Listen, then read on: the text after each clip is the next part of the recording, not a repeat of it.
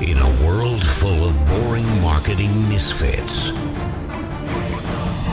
get ready for the ride of your life with Dean Holland in The Drive.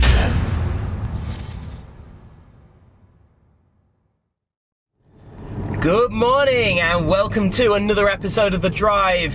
Dean Holland here, on the way to the office this morning.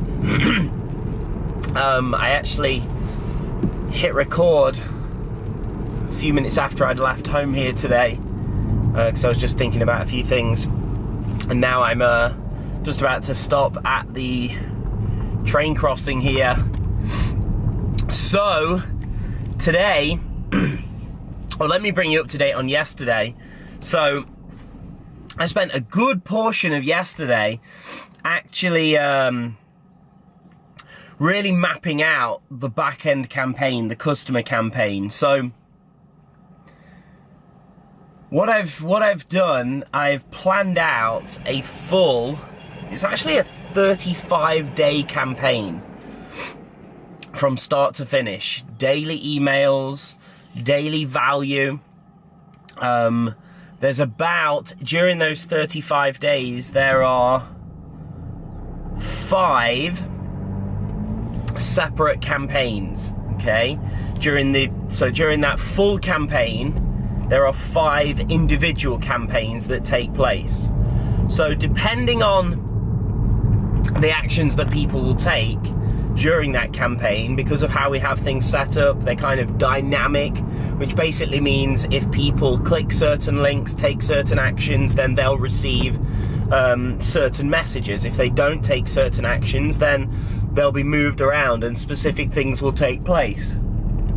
Now, like I say, the longest duration of that would be about 35 days. And it's all intended to get people to take a specific action, which the outcome action that we want during that 35 days is for people to apply for our certified partnership program, which is basically, at the time of doing this, $1,997, okay? And that's to do our Internet Profits Certified Partner Program, which basically means, without going into too much detail, that's where we certify people as our partners, and then they're able to basically leverage and use all of our sales funnels and marketing systems in their own business, okay? And they have my team making them high ticket commissions of up to $1,000 in that certified partner program.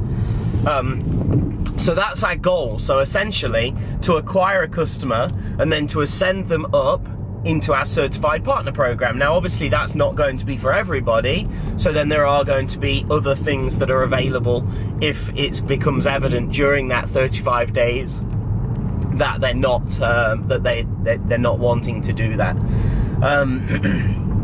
So that's kind of where we're at yesterday, and obviously I'm going in today to continue working on that process. So I've already mapped it out. So today I'll actually be continuing on, as I started yesterday afternoon, continuing on with actually writing the campaigns, writing the emails, which is quite an extensive job, to be honest, email writing.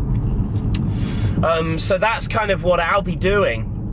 Now, I just wanted to pose a particular question to you this morning, and I'm interested to hear what people's reactions are to this. Actually, I want to talk about mainstream media. I want to talk about newspaper publications and mainstream media. I just got in my car this morning, and when I got in, the news was actually on the radio. So I'm listening to the news, and to be honest, I don't really listen to any news. I don't watch news on TV, but obviously getting in the car, I didn't choose to put news on. It just happened to be on. Oh, excuse me, tired this morning. It just happened to be on the particular radio station that I was listening to. So I sat there for a minute or so, and all of a sudden I got sucked into it, and then I had this wake up. I was like, what am I doing? And I realized how much listening to the news and the mainstream media like that, I realized how much it can affect your mood. You know, I don't like to do anything or watch anything or listen to anything that might affect my mood going into work. You know, when I'm going into the office, when I've got a lot to do and I'm thinking things through and I'm planning things in my head, I don't like external forces coming in and messing with that mood. It's kind of like spending an hour with a friend that just moans constantly. Like, oh, it affects your mood, right? That's why people say, you know, careful who you choose to spend your time with. And so it got me thinking about mainstream media and how far too many people pay attention to, listen to, and get absorbed by mainstream media and what I quite frankly believe to be ludicrous claims many times, ludicrous opinions, and damaging information that can literally cause people to be affected in so many ways. You know, I believe from the even the small exposure that I sometimes have to mainstream media, I can see how it can, like, literally alter people, turn people against each other almost, cause people to become, you know, have these drastic opinions. And to me, it's just absolutely insane that people would even choose to listen or watch mainstream media.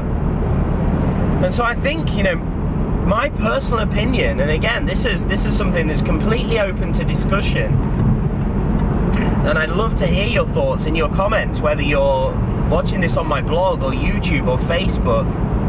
I'd love to hear your comments. What are your thoughts on mainstream media? Do you look to mainstream media to keep you informed? Do you believe what you're hearing or seeing in the news? Do you think they have your best interests at heart? I mean, I'd love to know what you think. Me, personally, I think the media twists things. I think the media is manipulative. I think the media is used and utilized to twist the thoughts, feelings, and opinions of the public. And quite frankly, you don't have to listen. You know, you do not have to turn on the television in the morning to bring yourself up to date with what's happening in the world by listening to mainstream media. You do not have to put the radio on to catch up with the news of the day, because quite frankly, you're not going to get the reality, you're not going to get the truth. And my opinion has always been, and I know this is probably where we start to separate people's opinions here, my opinion personally has always been to focus on the things that I can control. You know, there is, if you were to listen to the media, you would believe that everybody in the world was suffering and nobody had any money and everybody was stuck. And whilst absolutely, of course, I'm not going to sit here and be stupid enough to suggest that people aren't struggling or suffering in the world, we all know that there is a lot of real struggle and real suffering in the world. What I'm talking about is the convoluted, manipulative opinions of media that would have you believe some things that aren't true.